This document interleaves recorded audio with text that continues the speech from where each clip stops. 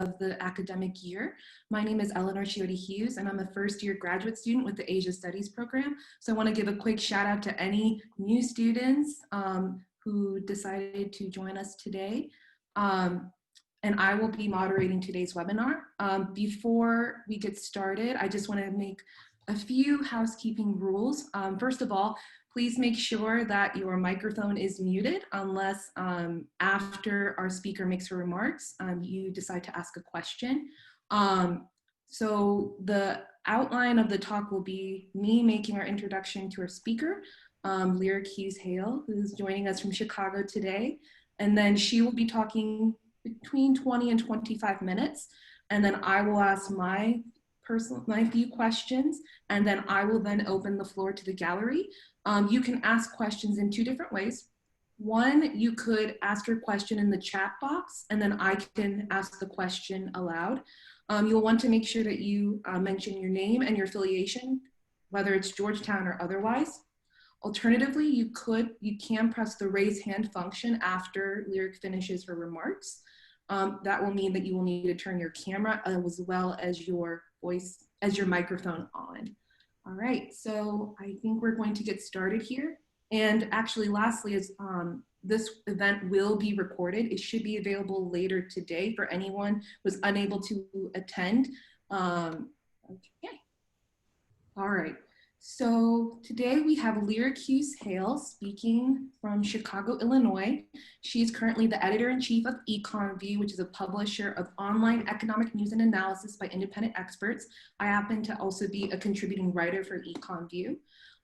She is also a producer of the Hale Report, which is a Chicago-based podcast series on economics with featured guests from all around the world. A consultant to multinational corporations, she has contributed to a range of publications, including the Yale Blog Post, Huffington Post, Financial Times, Los Angeles Times, and Institutional Investor. China Takes Off, published in Foreign Affairs magazine in 2003 and written jointly with her husband, David Hale, is one of the most oft-cited surveys of China's economic ascendancy. Their book, What's Next? Unconventional Wisdom on the Future of the World Economy, was published by Yale University Press in 2011. A noted speaker, Ms. Hughes Hale has addressed audiences at the World Economic Forum, the Brookings Institution, the Foreign Correspondents Club in Tokyo, and the Federal Reserve Bank of San Francisco, as well as Stanford, Northwestern, Harvard, and the University of Notre Dame, which she most recently addressed. I'm assuming that the University of Notre Dame was your most recent in-person visit, because I happen to also moderate that talk. She has led a 60-person bilingual editorial and technical team headquartered in Chicago with operations in China. Lyric bought the rights and produced the first telecast of the Super Bowl in China back in 1986. Ms. Hale studied at Northwestern University as well as the University of Chicago. She has studied 6 different languages at the university level. She has lived in Europe, Japan, and Iran, and made her first trip to China back in 1979. She is a member of the Council on Foreign Relations, the Association for Asian Studies, the American Economics Association, and the Bretton Woods Committee. And, I will say, I will insert one little personal anecdote since I did mention the University of Notre Dame. That was the last time I had my in-person moderating event with Lyric. And I do remember right when Lyric was talking about US-Japan relations, a student asked a question about coronavirus. They asked if the coronavirus would fundamentally change our global supply chains, which at the time, if I remember correctly, I do believe Lyric said, yes, but it would be temporary. Of course, the markets dropped after and then have rebounded since, but never in a million years, I'd like to assume that Lyric feels the same, did either of us expect to fundamentally change our lives to the point where we would have an event such as this one virtually. So with that, I will let Lyric take over, and thank you for joining us today.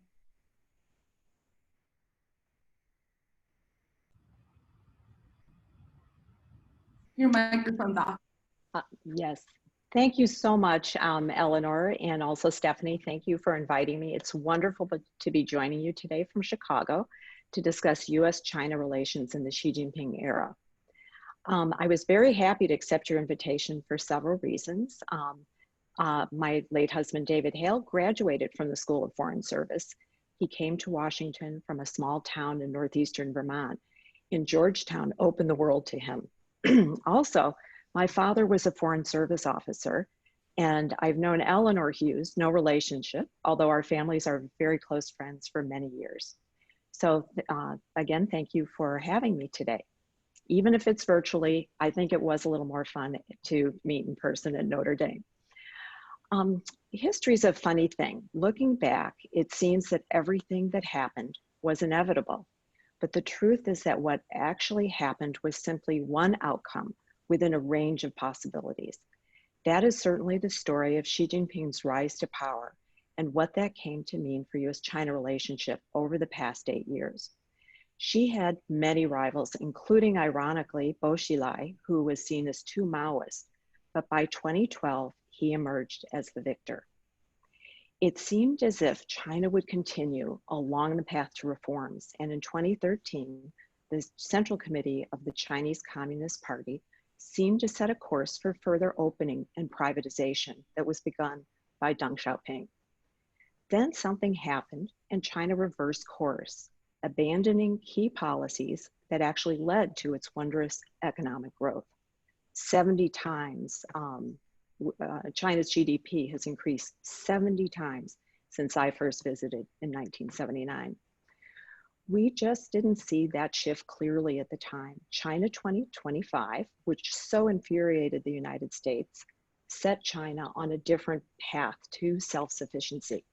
State-owned companies, instead of being dismantled, became national champions. Since I write about, since I write about economics, which is all about assumptions, I should start by sharing my two key views, which is number one, that China's policies, not US politics, are driving the recent deterioration in the relationship, and that the main arena for battle is not trade in goods, but technology. My goal is to challenge some of your assumptions in order to allow you to look beneath the headlines and form your own conclusions.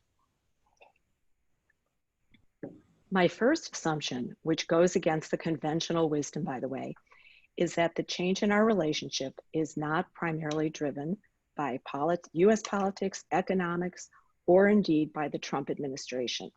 It is driven by the changes I described within China itself, which included dialing back of the reform agenda and a turning inwards at the same time as China's global reach has vastly expanded. This policy now has a name, and you'll be hearing it frequently: dual circulation. What is the evidence for my opinion?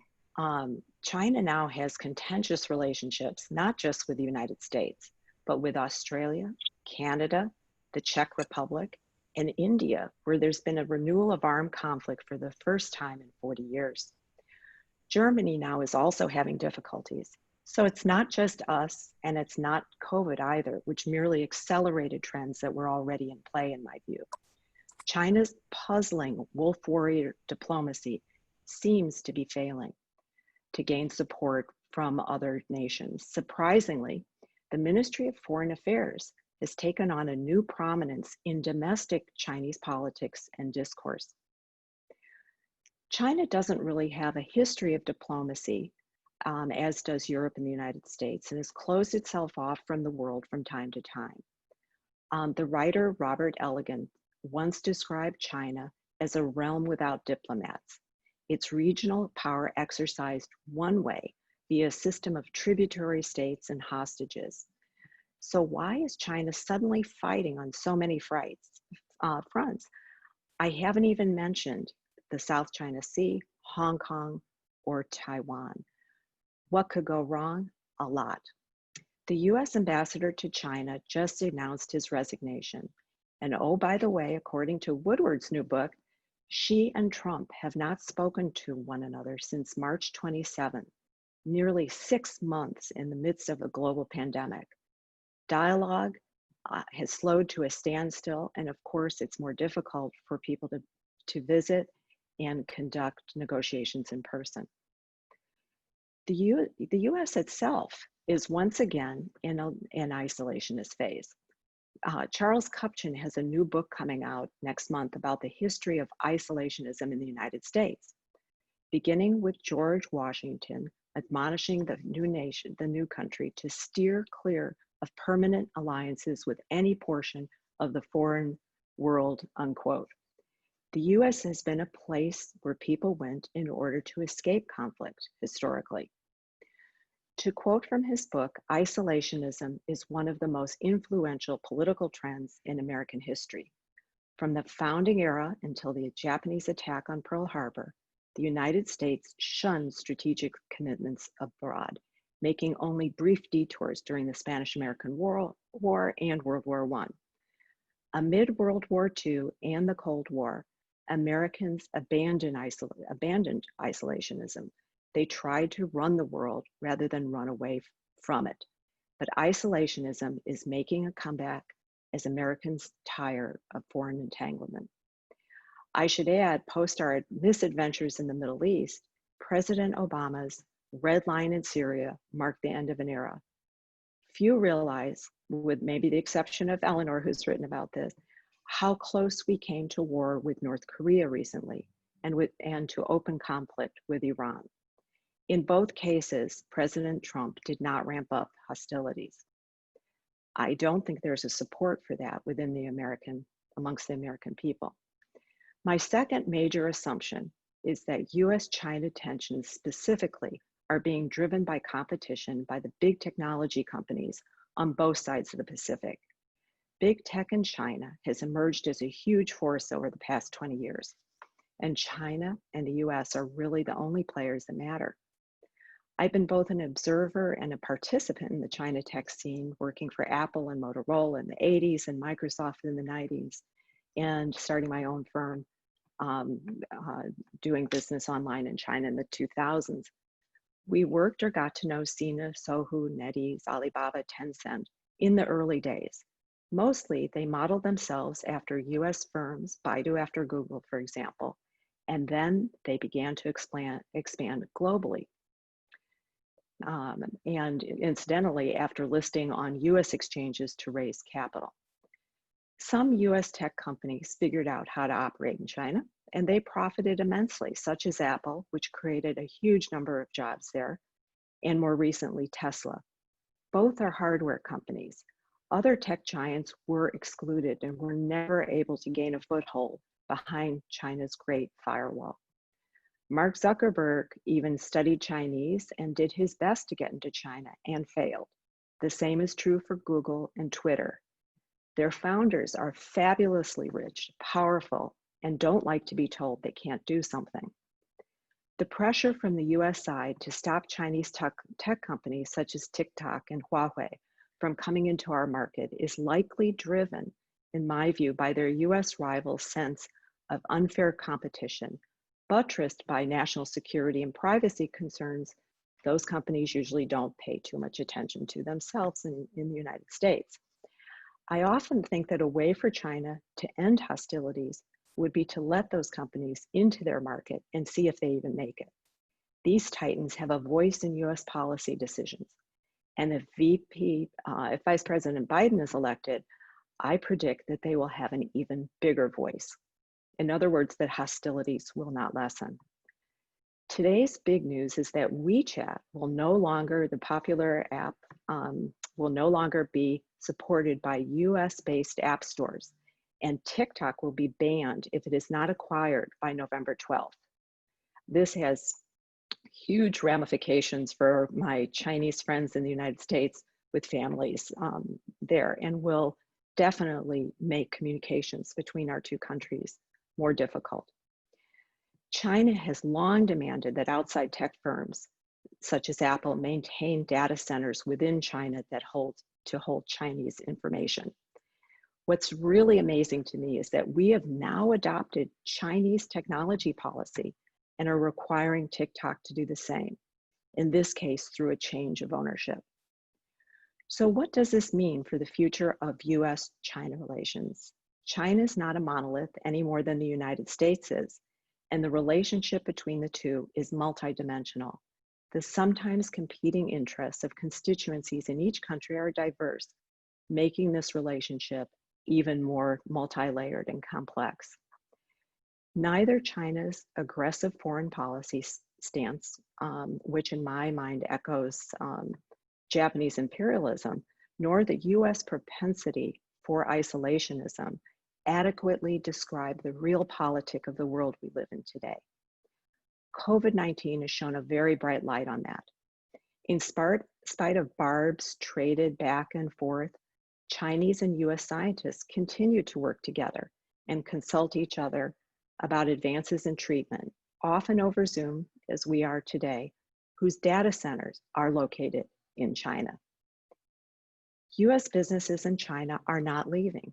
According to a survey by the Shanghai American Chamber of Commerce, only 4% of American firms are planning to onshore operations back to the States.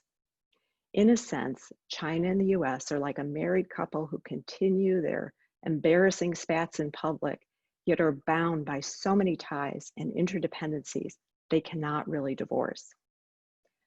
My greatest fear is not politics, but that we will decouple on the technology side, and the world will become a place of two internets and two sets of technological standards. That is already in motion. Recently, China contracted to build out a new internet for, guess where, Iran. I will also say that one trope about China that I do not believe is that the Chinese are playing the long game and the US is only focused on the near term. That is simply a caricature. Politicians are the same everywhere. They are forced to deal with the here and now, just as business people are. So with that, I hope I've been a little provocative, and I'd be very happy to take questions. Thank you, Eleanor. Thank you, Lyric. Actually, before I open the floor with questions from the audience, I do have my own one question. Well, yes, it's actually, yes, one question. So like you said earlier, US-China relations have been hot topic for media outlets and even person-to-person conversations, even for me living in the Midwest. So my question is, what are we not talking about now, whether it's in the media outlets, individual conversations at the university level that we will be talking about in let's say 5 to 10 years? What I think we should look at more closely is the global nature of this decoupling, how Europe is involved, and what is Japan's view. And I'm going to turn that around, Eleanor, and ask you, how do you think Japan fits into this? That's a great question, because I was going to ask you about that, because now, as weird as it sounds, former Prime Minister Abe has been taken over. Well, he's no longer prime minister now, it's Prime Minister Suga. Like you were saying earlier with the US, I think Japan is too economically interdependent on China for it to completely decouple and for it to sever its business ties, cultural ties to some extent. So that would be my very, very short answer. I don't want to go too much deeper into that for the purpose of this talk though, but that would be my short answer. It's too economically dependent, just the way the US is with China. I also have a question for the audience. Something I'm always interested in is, because information flows are so critical, I would be very curious to know where people get their news and information about China. What do you consider a reliable source for that? Or do you have multiple sources? How do you think China is portrayed fairly or unfairly in the US media? If anybody would like to answer that, you're more than welcome to put it in the chat, so that way Lyric can look at your answers if you want to, if you're inclined to answer. And also, I know we have a few scientists here, and I would like to ask them what they think about cooperation between China and the US today. If anybody would be able to answer that, if there's been a decline, or because of student visas and those kinds of issues that impact American universities, has that led to less cooperation? For anybody who'd like to answer that question, please feel free to unmute yourself if you like. Well, I was going to answer the first question, if that's all right. Yep, go ahead, Sean.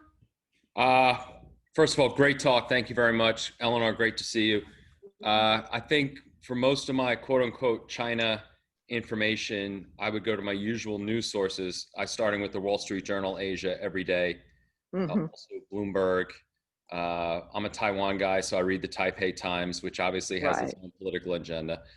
And then, despite their sort of center left political bias in the United States, I would say for China coverage, the failing New York Times is really good. I don't know how many of their journalists are still allowed Hmm. there, but I find them to be very critical and clear eyed on what's going on there. That's an issue, isn't it? That so many journalists have been expelled from China. That also decreases information flows from those excellent, sources. And Australia recently had 2 journalists expelled under cover of darkness, basically whisked away, since they had been wanting for questioning. That has a real chilling effect And on the flows. former CNBC Asia journalist, Chung Lei, who now works for CGTN, Hmm. she's also in custody for stealing state secrets. Well, I have to say, journalism is a far more dangerous profession around the world than people realize. Another source for me is there is a newsletter that you can subscribe to and find on Twitter, Cynicism, and I would highly recommend that. I can see heads nodding of other people who read that. Bill Bishop, who lived in China for quite some time, does a great job of aggregating news and then adding his own opinions to that. Asia Society So China Files also very good. that's right. That's too. That is. I Yeah, see some. yeah. Could I just make 3 quick comments, and then I was also going to ask a question, but I think I've forgotten it. But maybe it'll come to me while I'm making my comments. Okay. Uh, Top of the list in Europe in terms of anger towards Beijing right now, I'd put Sweden, Right. uncharacteristically, even though they were the first major democracy in 1950 to recognize the PRC. The latest Pew Research poll had Swedish unfavorable attitudes toward mainland China at 70%. And I was a high school exchange student in Sweden, and trust me, it takes a lot to get Swedes upset. So there's a lot of really bad blood there. On technology, I don't know if it's completely fair to say that we're now adopting PRC technology policies, because PRC technology companies like WeChat and TikTok, they're subservient to the government. And basically, the government can go into them without them having anything to say. As we saw with the San Bernardino shooter here, our tech companies fight our own government tooth and nail to reveal anything. Right. So I really wouldn't, it's apples and oranges. And then on Japan, I think they manage things diplomatically, but I think Japan also was very clear-eyed as far as Beijing goes with the intrusions in the Senkaku Islands. And in their Right. coronavirus rescue package, they actually incentivized Japanese companies to leave the mainland Chinese market. It wasn't even necessarily to come home. So long as they left the PRC, they could get stimulus money. So even if they went to Vietnam or Mexico, there was money available from the Japanese government for companies to leave the mainland market. Sadly, I've still forgotten my question, but I reserve the right to come back later if I remember it. Thank you very much. Oh, thank you so much. There has been a precipitous fall in China's soft power around the world. I think because my assumption has to be it's just not as important as domestic politics would be for them. So, and also in the US, in 2016, China was a big issue and contributed to President Trump's election. But I saw a study this morning that said of all the issues people worry about, the economy and so forth, today, China was dead last on the list of issues that people considered important in the election, possibly because Democrats and Republicans seem fairly united. There doesn't seem to be a big differentiation. Well, as I remind my friends in Taipei, it was a Republican president who sold them out in '72, and it was a Democratic Congress that passed the Taiwan Relations Act. So this is a pretty bipartisan issue. Yes, it's definite. And who would have thought that? Who would have Thank you. thought that? And I'm going to see Professor Ito. We had talked about Japan. How do you think things are looking for Japan? I hope you don't mind me calling you, but I treasure your opinion. Thank you. Good to see you. Same here. And so I see I'm only Japanese name at least. on the participants. So let me express what's going on in Japan and my views. So as Eleanor mentioned that Abe resigned and Mr. Suga is the new prime minister. He is more sort of domestic oriented, and he didn't say anything about diplomatic stance or his views toward China. So people are looking at his cabinet roster and ministers, and the Minister of Defense, Mr. Kishi, is considered to be a big Taiwan friend. And so that must be not well received in Beijing.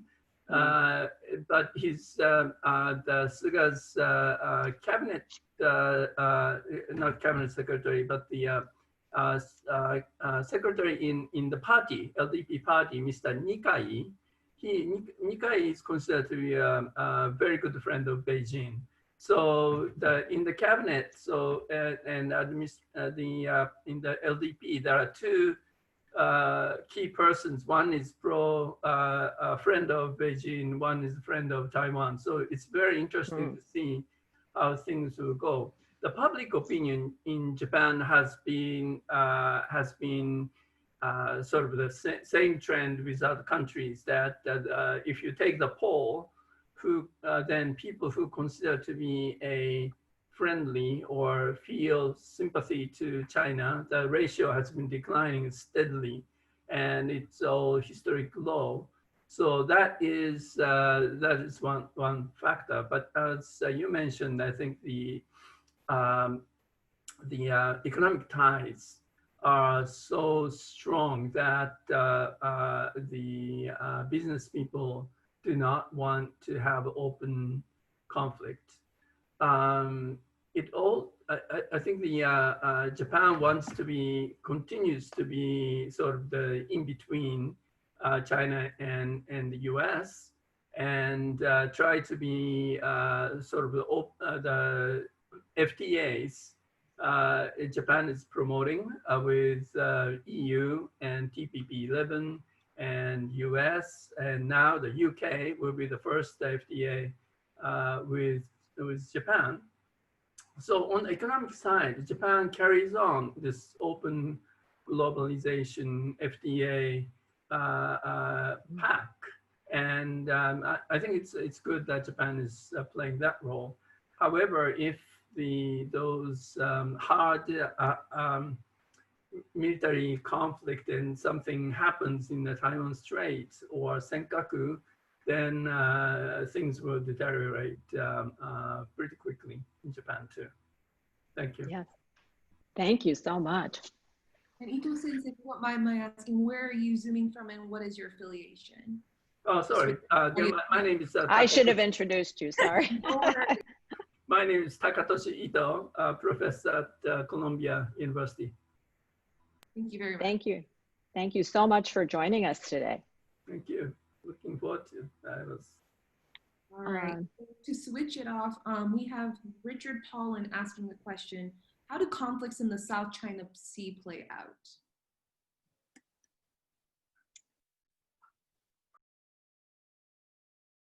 And well, I think that's one of those known unknowns, right? We don't have any idea of, we know that things are increasing in intensity. I mentioned, Japan in the 1930s, and I've studied that period of history very intensely, and I'm also writing a book about that era. But I think that there was much more diversity of opinion about Japan's engagement in that time than people realize, even at the level of the military. So what we don't know is what are the discussions taking place within China itself. People can think that they know and try to read the tea leaves, but very often we don't know those, where that is playing out, and we have no way of really knowing that. So I'm assuming that there's a group that's more hawkish and a group that's more dovish. But what I don't know is which group might win out. And also, there's also always the threat of an accident there or anywhere in the world too, that we have to always be aware of.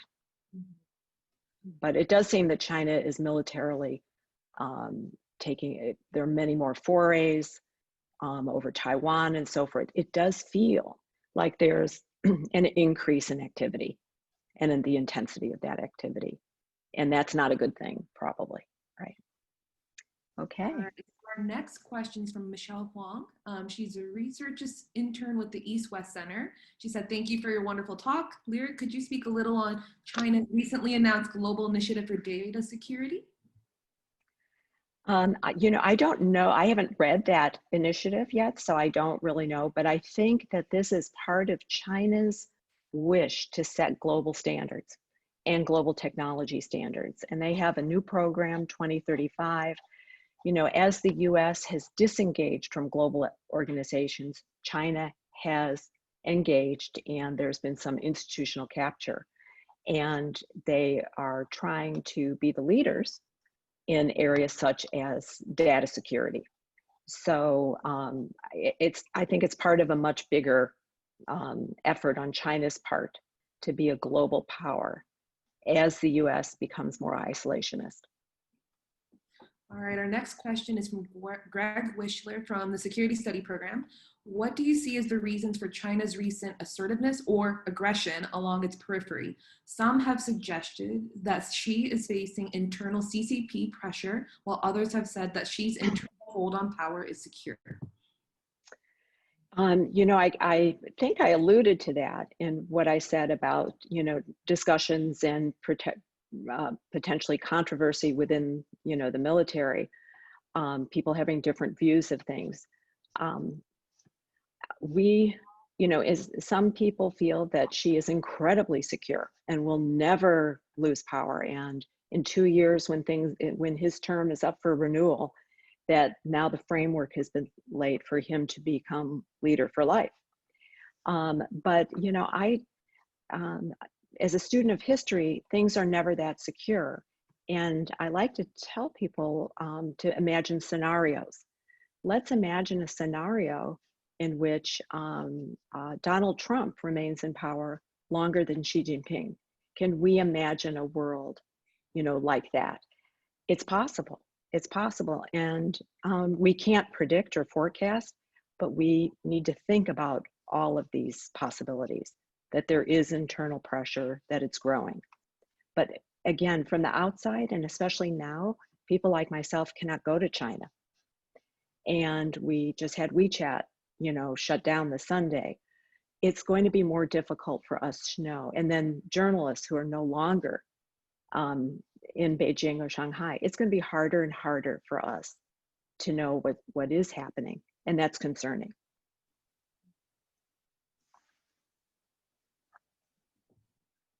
All right, so Dan Dragone, also from the Security Studies Program. Observers in pre-World War II Europe made strong arguments that economic integration made war between the great powers impossible. How can we avoid falling into that same sense of complacency? That's a great question. And the same was true before World War I. There's a historian named Angel, and actually an economist, I believe. And, you know, his supposition was that, you know, commercial powers don't go to war. But before, in World War I, Germany and the United Kingdom were each other's greatest trading partners. And yet, irrationality prevailed, and they did go to war with each other. So strong commercial ties do not mean that we will necessarily, as we suppose, maybe that's the failure of China policy analysts, that China would become more like us and integrate our political system. That didn't happen. It also doesn't necessarily mean that we won't have out and out conflict with each other, because that has happened before in history. You know, maybe the difference now is, again, technology. We were not integrated in the same way in World War I and World War II with other countries. And I think that the ties now are at a completely different level that make it harder.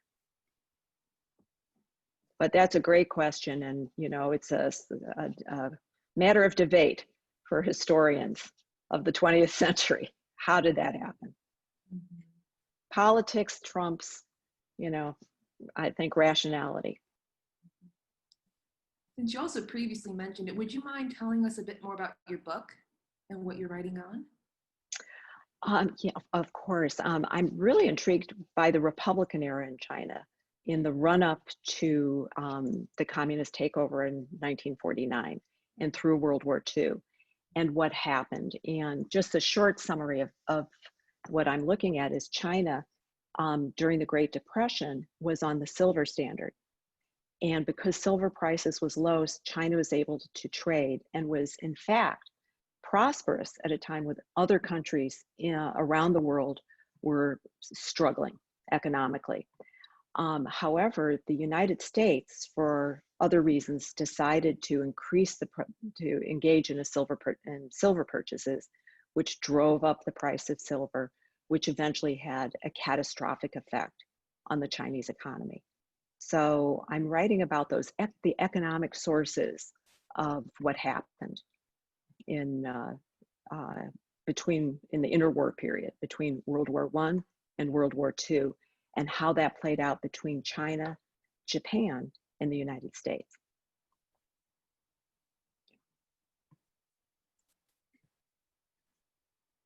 I don't see that there are any other questions at this time, unless someone would like to.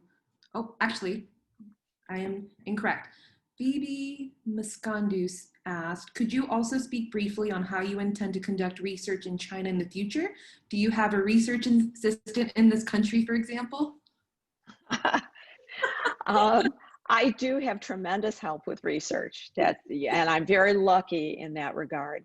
And when you're looking at older archives, one of the great things is that a lot of that has been digitized. So things you used to have to go to, you know, dusty libraries in China or in Taiwan now are readily available. But I think if you're doing in-person, you know, research, questionnaires, opinion polls, and that kind of thing, if you're looking at the political science aspect of it, that has to be, you would need a partner in China more than a person. You would need a sponsoring organization in order to do that kind of research.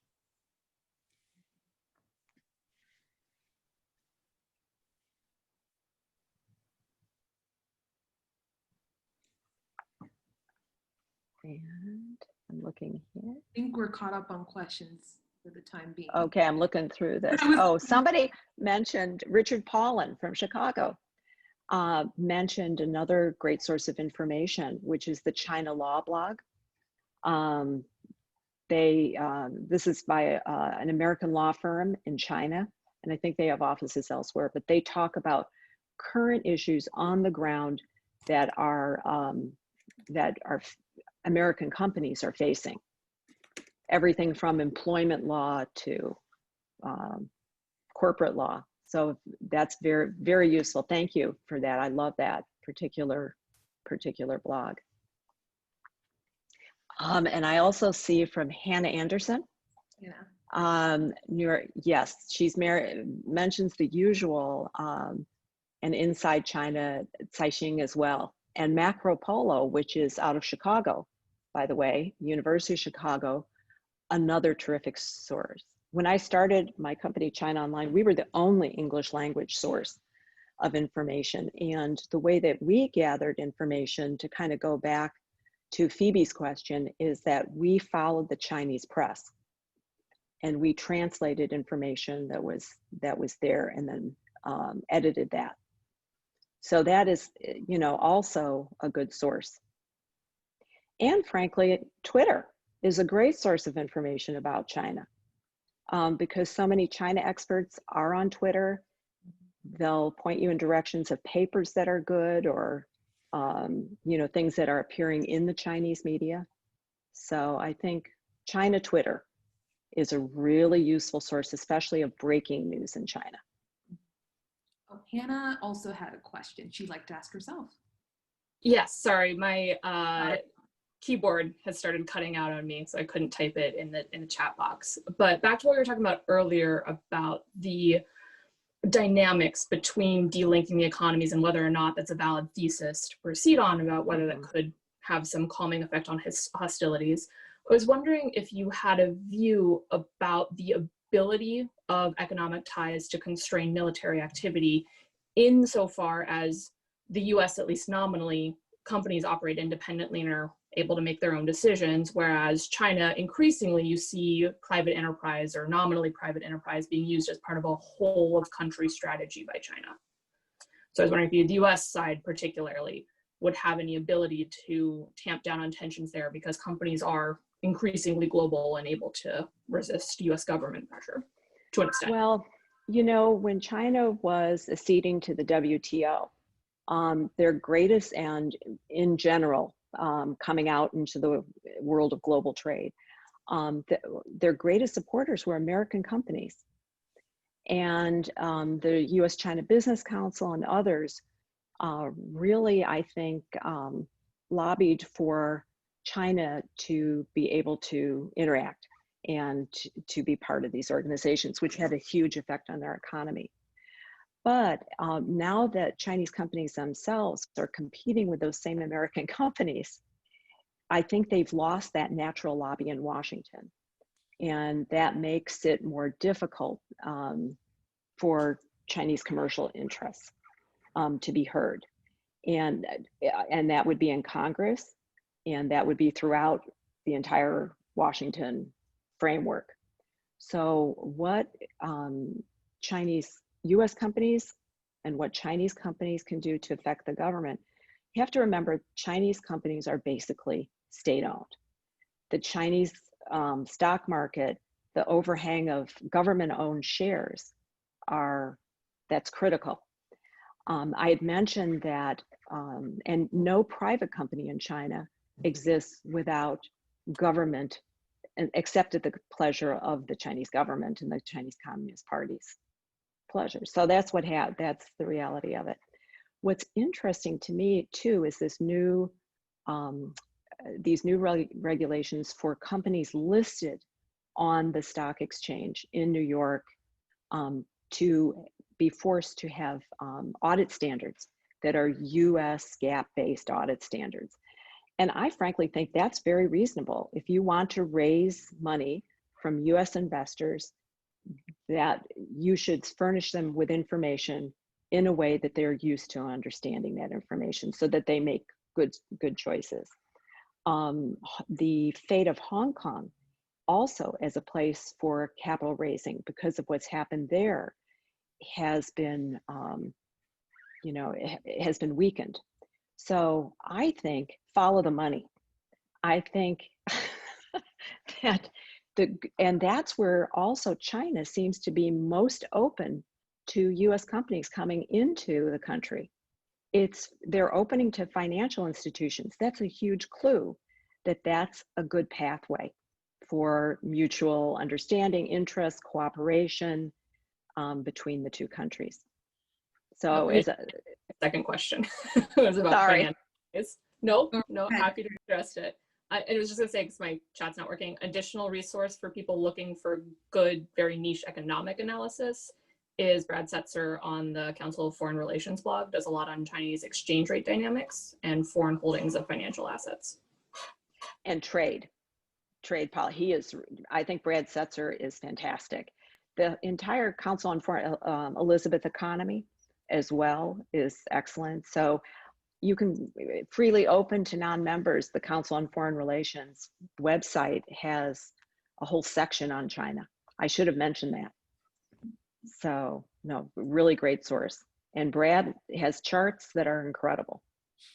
And it shows, by the way, that China's exports during this period of time, the last 6 months, have not flagged at all.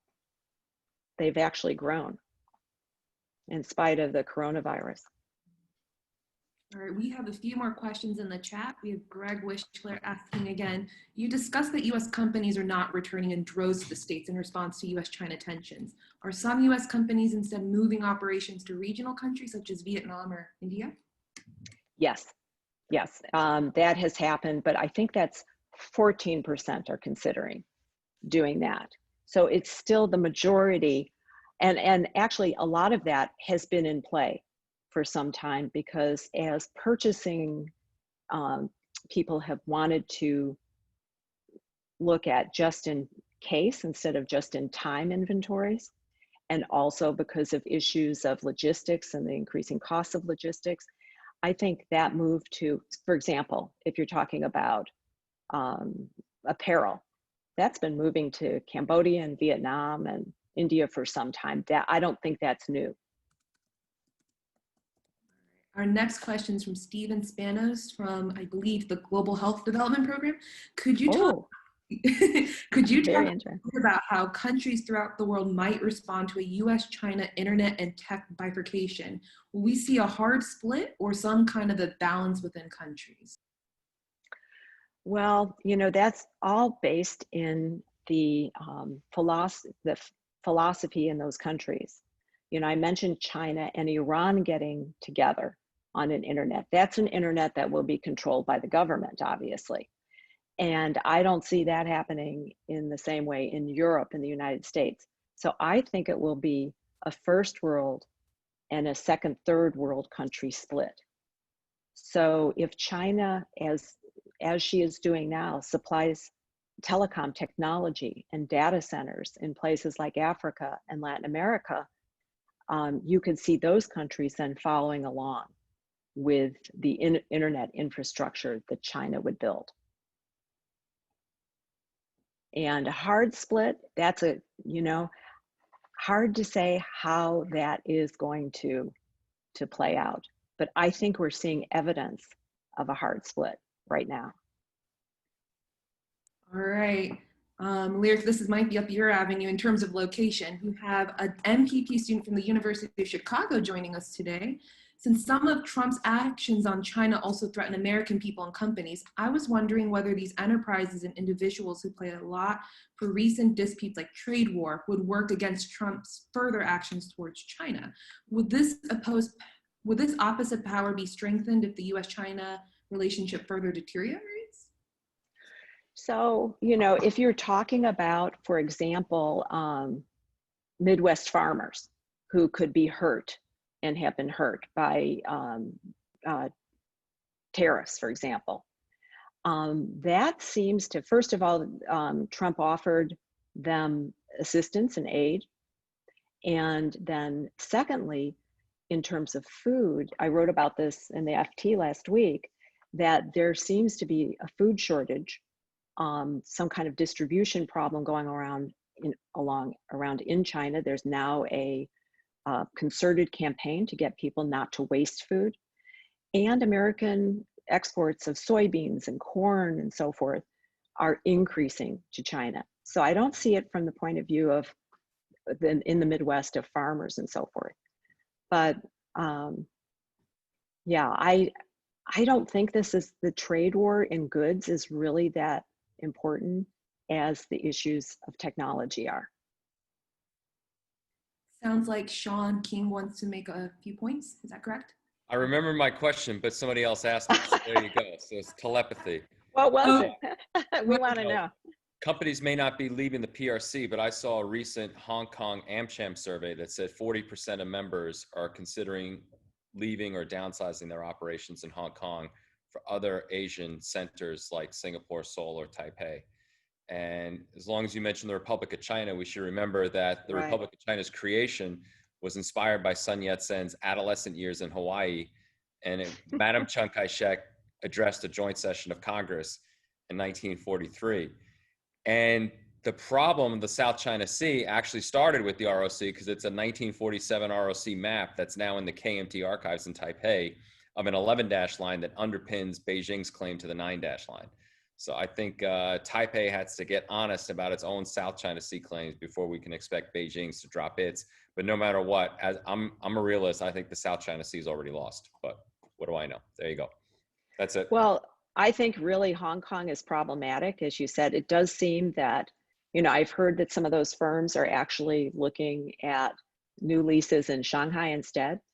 And also what I see is that Hainan Island, which I first visited on my first trip in '79, Hainan Island is being, I think will be the new Hong Kong. Hmm. There's a whole series of development efforts and export zones and special taxation. So I think that really what has been decided is that Hainan will replace Hong Kong. And so Hong Kong will gradually weaken as a financial center to be overtaken by Hainan and Shanghai. Yeah, but you have to wonder with the national security law, I mean, I wonder myself, do I want to go to Hong Kong? And would I hold a conference there, for example, with people who might have written something at some point in their history that could be seen, even if it was well intended, that could be seen as critical. And that has a chilling effect, for sure. Yeah. So I have a daughter who was a journalist in Hong Kong and now is in Taiwan studying Chinese. So yeah, so I have a foot in both in both parts of the world there. And, you know, they're both wonderful places. So I hope that they're able to flourish over the long haul. Okay, and and this is, so it's wonderful. So Georgetown has a campus in Gutter, is that right? Yep. That's great. You know, it seems to me this has been very difficult and it's hard not to get together in person, but it seems to me we've been able to have so many more conversations with so many more people over the last 6 months. I don't know if other people agree with that. Yeah. Than has been possible. And I heard there were quite a few people signed up for this first event versus last year's first event. Mm-hmm. So I think that, you know, that is a good thing. So it sounds like, I believe this is one of my classmates from the major program, Nathaniel, wants to ask, could you elaborate more on what you said at the beginning of who bears responsibility for the deterioration of US-China relations, especially in the context of Chinese Ministry of Foreign Affairs arguing that the cause is US provocation and efforts to, quote, contain China? Yeah, that's you know, that is what that MOF says. They are saying that all of what the United States is trying to do is prevent China's rise. And I am really skeptical about that because China's rise has been good for the United States so far. And I think it's not a rich China or a powerful China that's a problem for the US. It would be a poor China and a weak China that would represent a strategic threat to the United States. But I don't think the hope of the United States is to beat China down. I think that's for internal propaganda purposes. Yeah, but often said. I think we have time for one last question, unless anybody wants to make a comment or anything else.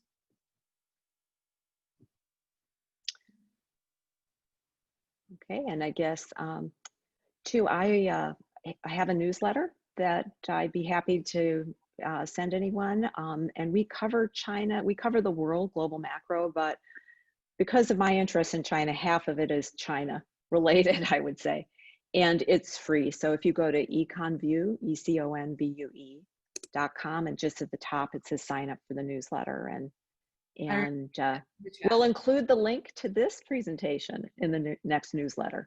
Mm-hmm. So thank you very much. Lots of great questions here. And very engaging audience as well.